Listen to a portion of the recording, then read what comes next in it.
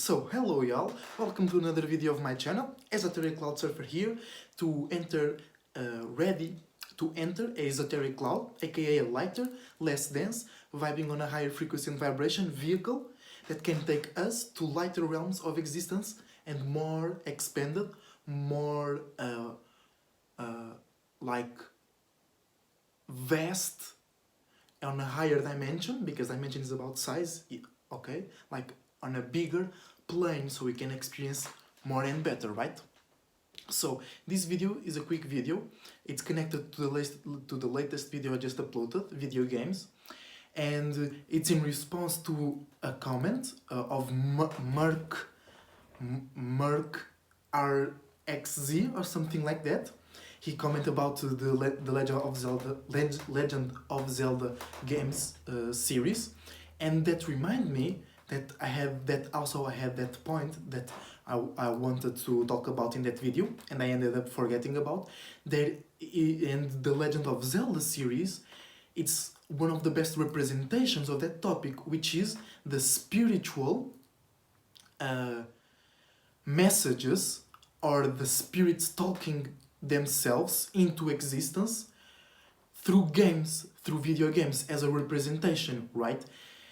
Through the aspect of the game, through the vibe of the game, or through like the events of the game itself. And then there is an extra dimension to it. It's when there is a series of games, or more than one or two or three games, that it starts to become a flow. That game, that franchise, that thing in itself, now is a continuum, right?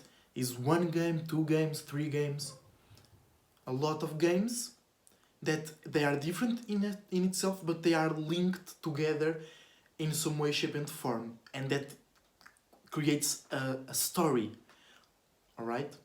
And that creates a flow of information. And The Legend of Zelda, as one of the best timelines, as one of the best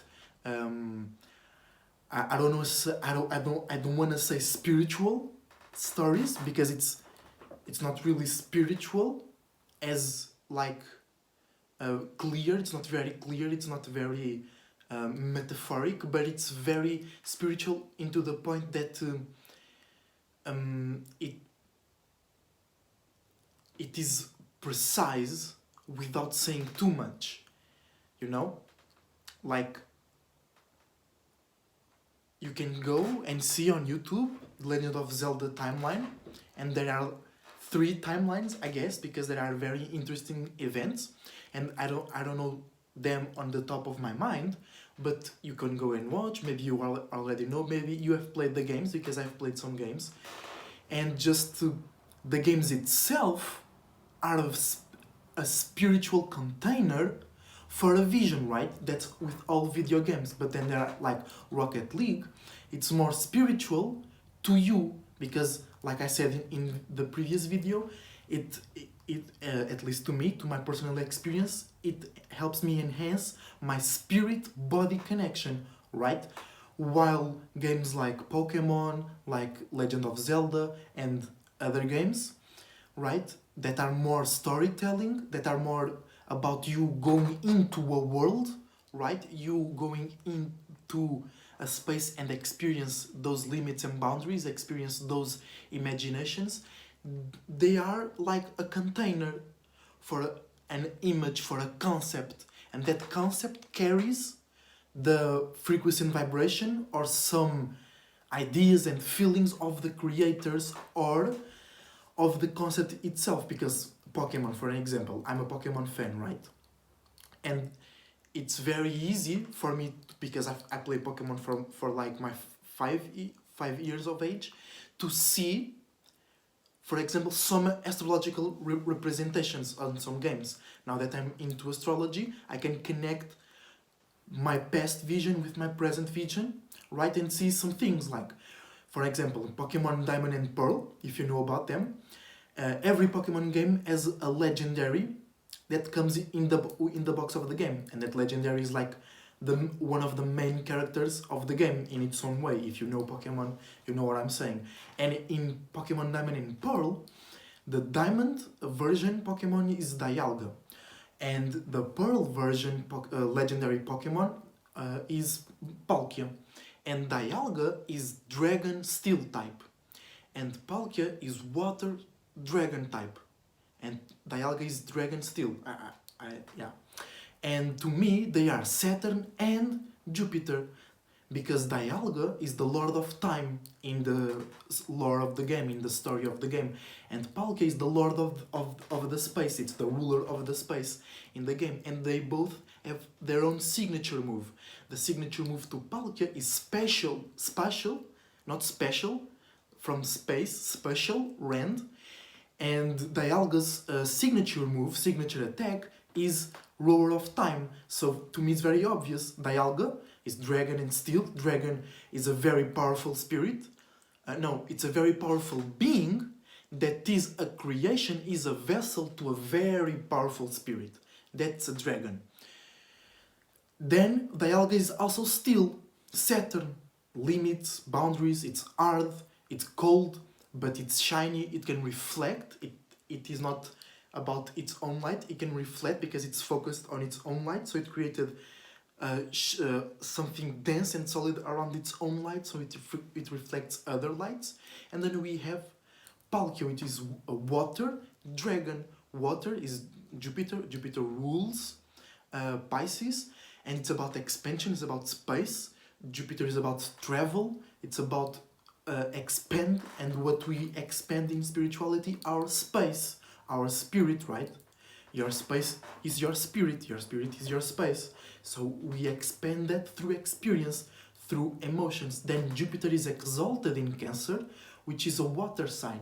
So Palkia, to me, is undoubtedly, is infinitely Jupiter representation. So video games can also bring a spiritual concept in a faster and direct, fluid way to a generation like me, who has, for an example, Uranus in Aquarius as well, Neptune in Pisces, Jupiter in Pisces, Uranus, Jupiter in Aquarius.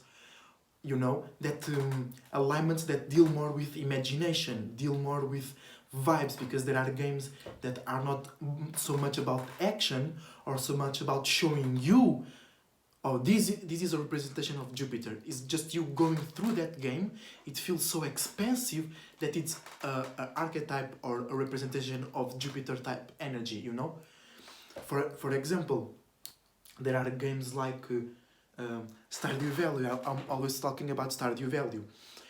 It's a very Saturn game because you have to work, you have to grow, but then it's also a very Venus game because you receive a lot, and it feels good because of the music, of the weather, the changing seasons are very well done, and then you feel that exchange of value. Sometimes it's hard, you have a lot of responsibilities. I know I'm a Taurus moon, I may overreact on that aspect, okay? Sometimes I want to play that game for relaxing, and I end up stressing and feeling pressure, like I was in a job and out in the real world. But yeah, video games infinitely are spiritual carriers, they are spiritual containers, they are spiritual messengers. They bring down spiritual concepts, spiritual movements, spiritual alignments in a very creative, fun, enjoyment way, in a really. Then you will add up what I just said in this video to the previous video, because everything that I said in the previous video it is a shape and form that is used to carry spiritual message, spiritual alignments, spiritual influences, spiritual concepts, imaginations, feelings, all possibilities, right? So, and the Legend of Zelda, responding back to the comment of that person, which is like Merc something. I'm sorry, I don't remember. I just saw your name, but now I don't remember. The Legend of Zelda is a great representation of that, because it's very natural, because Link to me is like a champion of nature, but like natural law, not nature, like being in nature, forget about civilization. It's not about that. It's like that universal law that is, it's not a law that impedes us, it's a law that makes us expand in a more organized way, making order out of chaos. We, as spirits, are the chaos, and then we make alignments with each other, we create soul groups, we create shapes and forms with each other, right? And then we create order out of chaos. And the Legend of Zelda brings that concept very like assertive, but without that law enforcement that we experience. I don't experience that, but that, because now I remember sometimes I go and watch a little bit of television and there is like 7 channels that it's almost every time showing crime type shows, you know. So that's very forced into our mentalities in these days. But that's the contrary of the universal natural law. We feel protected with that. We feel that that makes sense and that helps us grow with a certain pace or a certain rhythm. And the Legend of Zelda brings that, because Link is the Link, because Link is not Zelda. The legend is not about Link. You are Link, we are playing through Link, but the legend is not about us. It's not about our actions, right? We are just a link between Zelda, the feminine concept, the space where everything is, where we all are, and it's in the kingdom of high rule, of a higher rulership, right? A higher principle, a higher thought form. And the enemies are most times trying to take that power because they see that kingdom as power, but that kingdom is not power. That kingdom is work, is a fruit of work. So that kingdom is a representation of power. People with power build that kingdom. And then it's about the Triforce, the Trinity, your 3 powers as a spirit. There, they say it's courage, wrath, and wisdom, I guess. But it can be faith, belief, and imagination. Can be actions, reactions, and neutrality. Can be gas, liquid, solid. Can be hot, cold, and neutral. Can be the 3 physical dimensions, length, width, and the other one, I don't remember right now. So that's very spiritual in itself, the concept of the Triforce, you know. So that was just a quick example. In my Patreon, I do go more in depth about these subjects. So if you want, make sure to check that out. I will leave a link in the description with my link tree, which has my Instagram. It has my YouTube in Portuguese. If you want to check it out, if you are on in Brazil, if you are in UK, but you know how to speak Portuguese. If you are in Angola, I would like to connect with some people from Africa, Angola, Mozambique, Cape Verde. I would like to connect very much. That's very, I like those African waters.